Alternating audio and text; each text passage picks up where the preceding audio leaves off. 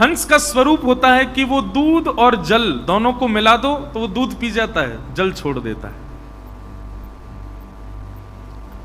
आप कथा में जा रहे हैं तो वहां कंस की भी बात बताई जा रही है, वहां पर रावण की भी बात बताई जाती है, वहां पर कुंभकर्ण की बात भी बताई जाती है। लेकिन आपको श्रेष्ठ श्रोता बन के बैठना है, वही ग्रहण करना है जिससे आपकी भक्ति बढ़े। कई बार श्रोता अपने मतलब की बात सुनते हैं बस। एक व्यास जी ने कथा की, कथा करने के बाद लौट करके अपने घर गए तो पोथी भूल गए यजमान के यहां, राजा के यहां कथा की थी उन्होंने। पत्नी ने कहा पोथी तो लाए नहीं, जाओ दोबारा लेकर के आओ। वापस लौट करके राजा के दरबार में जब गए तो द्वार पर राजा की बेटी मिली। वो कथा सुनती थी पूरी बैठ करके। उसने व्यास जी को देखा, बहुत ध्यान से सुनिएगा, बहुत अच्छी बात है। तो राजा की बेटी मिली, उसने व्यास जी, अरे आपने इतनी अच्छी कथा सुनाई, हम मेरे सारे प्रश्नों के उत्तर दे दिए आपने। व्यास जी बोले, तुमने कथा में क्या सुना, तुमको क्या अच्छा लगा? तो वो राजा की बेटी बोली कि आपने कथा सुनाई थी कि सुभद्रा को अर्जुन अच्छा लगता था और उन दोनों ने भाग करके विवाह कर लिया। मुझे भी हमारा द्वारपाल बहुत अच्छा लगता है, मैं भी उससे भाग करके ब्याह करना चाहती हूं। 2-3 लोगों ने कहा कि ये तो गलत है। मैंने कहा व्यास जी ने कथा में सुनाया था, वो कथा में बताई सारी बातें अच्छी होती हैं, शास्त्रीय होती हैं, तो मैं तो उससे ब्याह करने वाली हूं। व्यास जी बोले, जिससे पहले कि लोग मुझे ढूंढ के मारे मैं भगूं यहां से, ये क्या सीखा तुमने?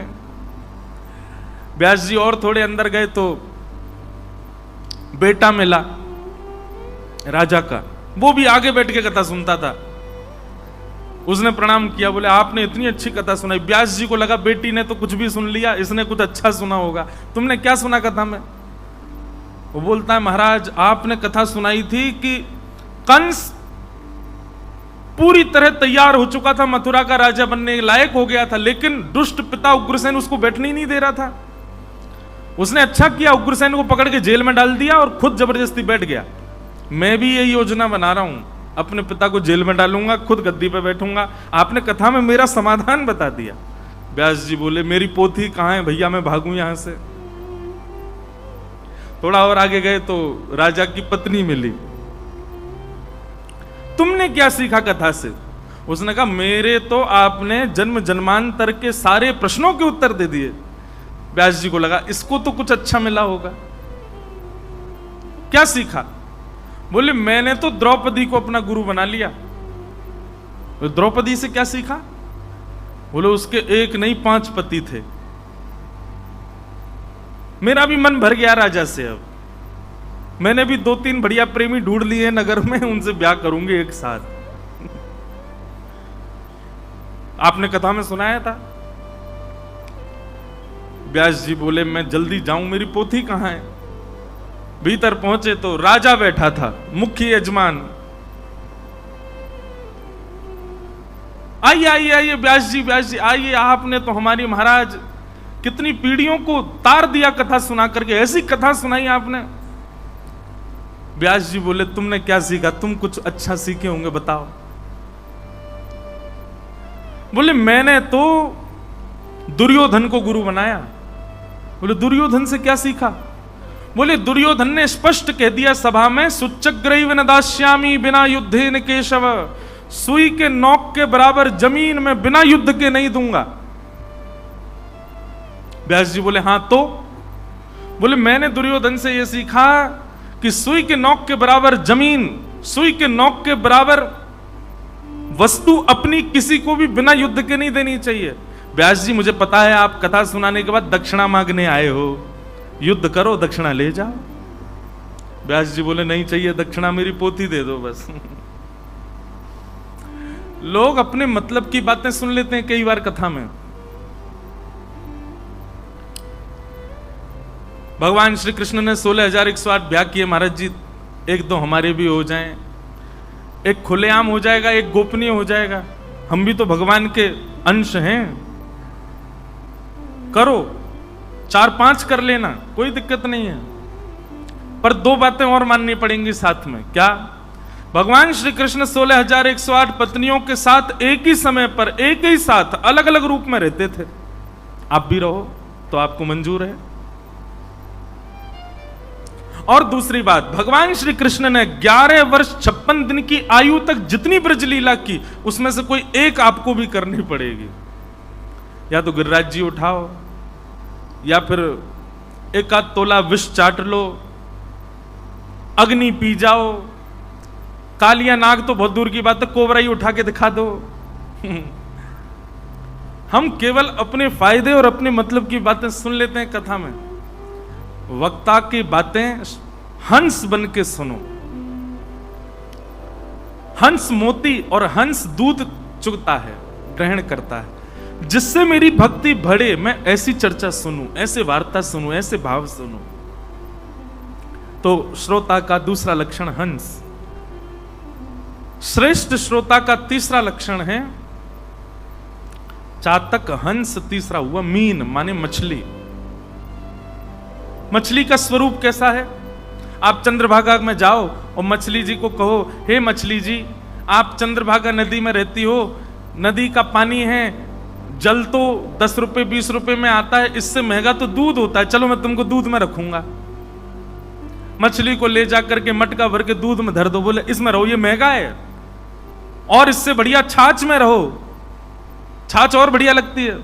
मछली कहेगी आपने मुझे जल से दूर किया तो मेरे प्राण निकल जाएंगे, चाहे दूध कितना भी अच्छा हो, चाहे छाछ कितनी भी बढ़िया हो, मेरे प्राण तो केवल जल में रह सकते हैं। मतलब हमको कोई कितना भी लोभ देवे, कृष्ण भक्ति से भी श्रेष्ठ ये है, कथा से भी श्रेष्ठ ये है।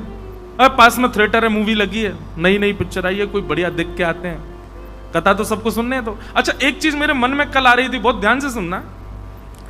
कई लोगों को बोलते हुए देखा जाता है, कहां जा रहे हो? बद्रीनाथ ये कोई उम्र है तुम्हारी? तो कब जाएं बद्रीनाथ? आंखों पे पड़ेगा जाला, नाक से बहेगा नाला, लाठी से पड़ेगा पाला, तब जाओ बद्रीनाथ। भक्ति के लिए सदैव आपने बुढ़ापे को ही क्यों रखा है? उल्टा होना चाहिए। बाल्यकाल में भक्ति हो। कौमाराचरेत प्राज्ञो धर्मान भागवतान इह। श्री प्रहलाद जी महाराज कहते हैं भागवत जी में कि कुमार अवस्था से भक्ति करनी चाहिए। कुमार अवस्था किसको कहते हैं? ये 11 वर्ष के बाद धीरे धीरे बालक कुमार होने लगता है, 11-12 वर्ष के बाद। वैसे तो 14 वर्ष के बाद होता, पर अब जमाना बदल गया है। कुमार अवस्था से भक्ति होनी चाहिए। लोग बात कहते हैं कि कथा सुनने का समय क्या? बोले बुढ़ापा। बद्रीनाथ जाने का समय क्या? बुढ़ापा। वृंदावन जाने का समय क्या? बुढ़ापा। नाम जप कब करना? बुढ़ापे में। उल्टा होना चाहिए। हरि भजन, हरि भक्ति, हरि नाम स्मरण युवावस्था में हो, कुमार अवस्था में हो। और विषय भोगों के लिए सोचो, ये तो बुढ़ापे में करेंगे, बुढ़ापे के लिए छोड़ दो। श्रेष्ठ बात इतनी है कि इंद्रियां जब पूर्ण बलवान हो तब हरि भजन होना चाहिए, और इंद्रियां जब पूर्ण योग से किसी भी भक्ति, किसी भी भोग को भोगने में सक्षम हो, तब हरि भजन करना चाहिए। ठाकुर जी को अच्छा लगता है कोई युवावस्था से ही भक्ति करे, भक्ति भाव में रहे। तो श्रोता का तीसरा लक्षण क्या है? मीन, यानी कि मछली। उसको कथा के अलावा कुछ और, भारी भजन के अलावा, हरि भक्ति के अलावा कुछ और बताओ तो उसका मन ना लगे, नहीं मुझे तो यही रहना है, जैसे मछली पानी में रहती। और अंतिम है सुक, यानी कि तोता। तोते का स्वभाव है, वो रट लेता है सुनी हुई बातों को। ऐसी श्रोता सुनी हुई कथा के प्रसंगों को रट ले, याद कर ले, जीवन में उतार ले, और जब 20 लोगों के बीच में बैठे तो उसको सुना दे। ये श्रोता के 4 प्रवर लक्षण हैं।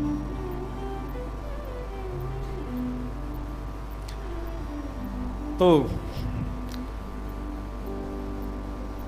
ऐसे श्रोता बनने का प्रयास करो, या तो सुख बनो या हंस बनो या मीन बनो या चातक बनो, इनमें से कुछ बन सको तो ही आपको कथा समझ में आएगी, नहीं तो सब बाउंसर सिर के ऊपर से चले जाएंगे। आज कथा क्रम बहुत ज्यादा है क्योंकि आज कृष्ण जन्मोत्सव होना है। आप सब लोगों का रूप स्वरूप और वातावरण ही बता रहा है कि आज उत्सव होने वाला है ठाकुर जी का। हम लोग कथा क्रम में जल्दी चलेंगे और फिर वहीं कुछ चर्चाएं श्रवण करते रहेंगे। सूत जी महाराज सौनकादि ऋषियों के प्रश्नों के उत्तर में भागवत की कथा कहना प्रारंभ करते हैं और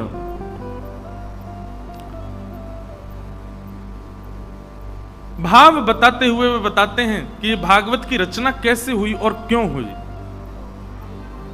बहुत ध्यान से सुनिएगा। इदं भागवतम नाम पुराणं ब्रह्म संहितम्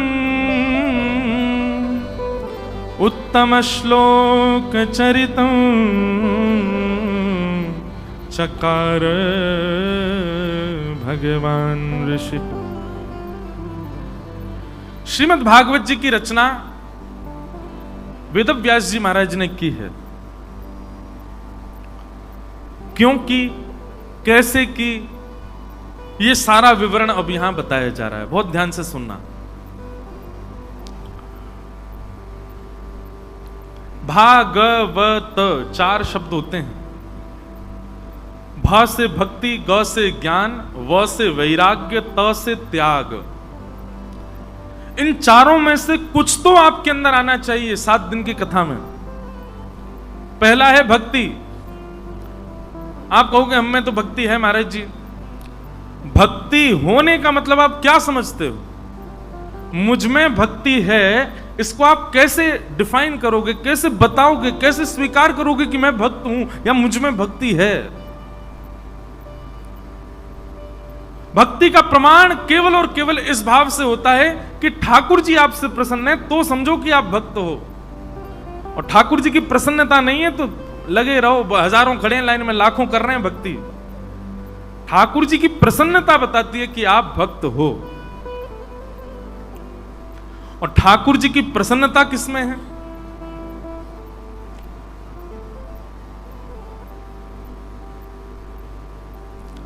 हरि भक्तों को देख करके आपको प्रसन्नता हो, हरि कथा सुनने में आपकी रुचि हो, हरि धामों में जाने की आपकी इच्छा हो, तो समझो कि हरि आपसे प्रसन्न है।